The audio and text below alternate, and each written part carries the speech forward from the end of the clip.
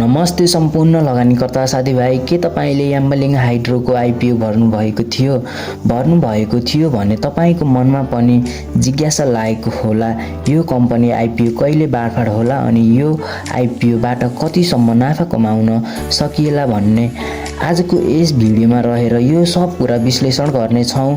त्यसर्थ भिडियोलाई लाइक गरेर च्यानललाई सब्स्क्राइब भने गर्न नबिर्सिनु होला।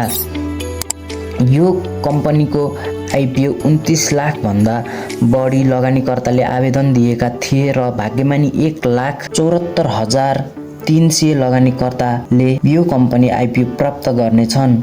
मागभन्दा 19 गुणा बढी आवेदन परेका हुनाले यो कम्पनी आइपिओ सेयर भने गोलापर्थद्वारा बाँडफाँड हुनेछ। त्यसकारण यो आइपिओ पर्न भने तपाईको भाग्यमा नै भर पर्छ। यो कम्पनी आइपिओ सेयर भने यही हप्ता बिहीबार बाँडफाँड गर्ने तयारी भइरहेको छ। त्यसर्थ यो कम्पनी सेयर वैशाख 31 गते बिहीबार बाँडफाँड हुने भएको छ। कुरा गरौँ कम्पनी बी अवस्थाको।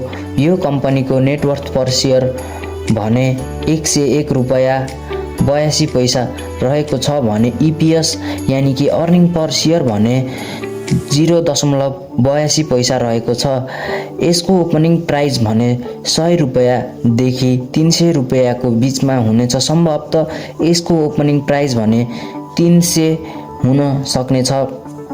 कुरा गरौँ यो कम्पनी सेयर प्राइस कतिसम्म पुग्ला भन्ने बारे।